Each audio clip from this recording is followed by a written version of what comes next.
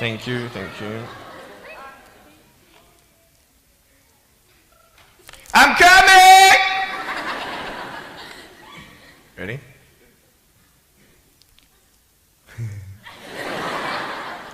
Hey, is that cool? Awesome. I want to talk about like when I started, going to school and stuff, a lot of people put me down, you know what I mean? Like people tease each other. I mean, people come up and say, hey, you're fat, you're fat, you're fat, you're fat, you're fat, you're fat, you're fat, you like, lose some weight, and you're like, you go home and you look at yourself in the mirror and go, I'm fat, right? And so many people tease each other. Oh, you're too short, you're too tall, you look whatever. Different hair and all that. It doesn't matter. See, the thing is, when you're in school, when you're growing up in life, it actually sort of matters to people how you look. And then it matters to you because it matters to others. Why? Why does it matter how you look? Because if they don't like you, then who will? If they don't accept you, then who will? And the fear that we have is that we're going to be alone. That we're not good enough. And we have to change ourselves. And so many people put me down and say, Nick, you look too weird and no one's really your friend and you can't do this and you can't do that. And I couldn't change anything. It's not like just fixing my hair one day and everything's fine. It's not like, just whatever. I couldn't change my circumstance. I couldn't just one day wake up and say, hey, give me arms and legs. I need arms and legs. You know what I mean? Like, I went to a bodybuilder, and said, can you make me some arms and legs? No, joking. Bodybuilder, you get it? Right? So this is the thing. I go up to people, can you give me a hand? Just joking. But it was so hard because people put me down. And I started believing that I was not good enough. I started believing that I was a failure. That I'd never ever be somebody who people would like or people would accept. And it was so hard, man. I thought to myself, I can't go on the soccer field like everybody else, and I can't ride my bike, and I can't skateboard, and all these sort of things. And I started getting depressed. I thought, what kind of purpose do I have to live? I mean, are you just here to live to die? I mean, is there not a purpose for me? Is there not a purpose in life? And I had questions and no answers. And I asked my mum and dad, why did this happen? I asked doctors, why did this happen? And they don't know. There are some things in life that are out of your control that you can't change and you got to live with. The choice that we have, though, is either to give up or keep on going. I want to ask you, what are you going to believe? Are you going to believe in yourself? Are you going to believe everybody else's judgment on you? Are you going to believe people when they say that you're a failure? When no one really likes you, no one really cares about you. And it's not really to say that, hey, you need someone to come up and say, hey, really, I like you, I care about you. No, it's not that, but it's the fact that people put you down. People don't even look you in the eye. People ask you how you are, and you say fine, but you're not fine, and they'll never know that. I tell you, life is interesting. Life's a journey. See this phone here? Let's say that I want to go to the phone, right? And I start from over here.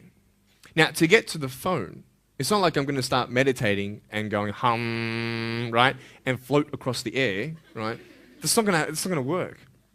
It's not like I'm going to go hum and woo, it's not going to work. So I have to take one step at a time, one step at a time, one step at a time.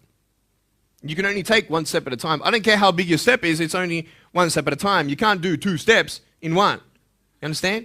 So it's like one step at a time. And you take steps in this direction, you take steps in that direction, and sort of get lost along the way, and sometimes you fall down. Now, to illustrate my point, I'm going to jump off the table, do a back twist, and land on the floor. Okay? Is that cool? Are you ready? Oh, there's a clock there? Okay, can you move the clock for a second, please? Beautiful, beautiful. All right. You ready? So, are you guys ready? Just let me know when you're ready. Are you ready? Okay, ready? 1, 2. I'm joking, man. Are you serious? Just put the clock back there. If I did that, I'll break my arm or something. You know what I mean? But honestly, along the way, you might fall down like this. Ready? Right? Hello! Right? So what do you do when you fall down? Get back up. Everybody knows to get back up, because if I start walking, I'm not going to get anywhere. But I tell you, there are some times in life where you fall down and you feel like you don't have the strength to get back up.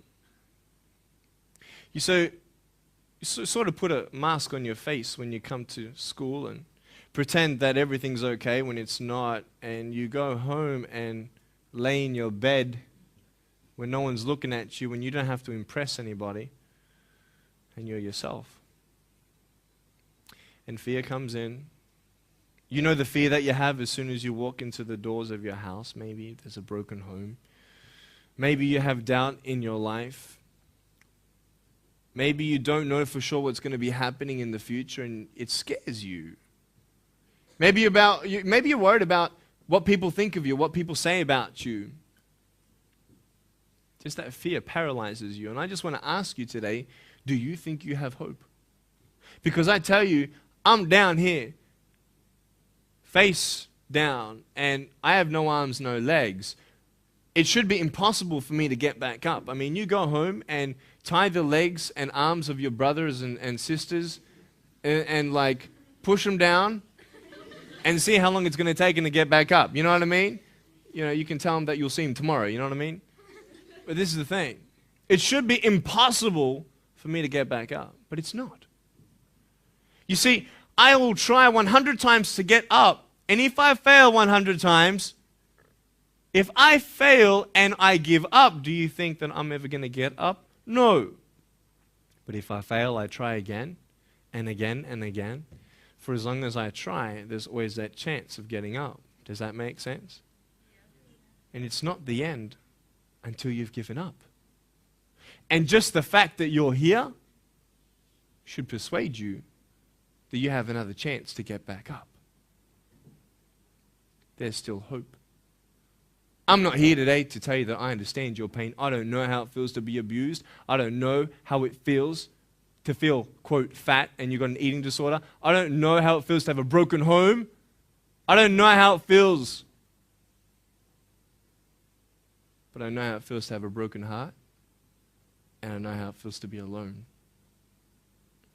And I want you to know that I found my strength in Jesus Christ, and you're going to find your strength in whatever you find it in. But I just want you to know that it's not the end. It matters how you're going to finish. Are you going to finish strong? And you will find that strength to get back up like this.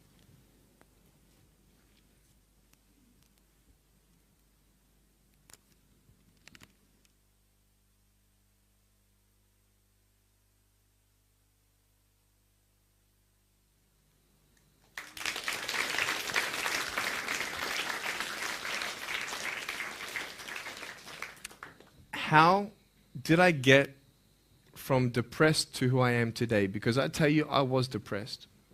When I was age 8, I used to concentrate on the things I didn't have. I wish I had arms and legs, and I wish I could do this, but what can I do? You see, I have a choice, and that's what I want to talk about today, choices. I can either be angry for not having arms and legs or be thankful for my chicken drumstick. And you see, I can still do a lot of things. At home, I can brush my teeth, comb my hair, get myself ready in the morning. And I'm traveling around the world. It's amazing. But I had to ask myself a couple questions.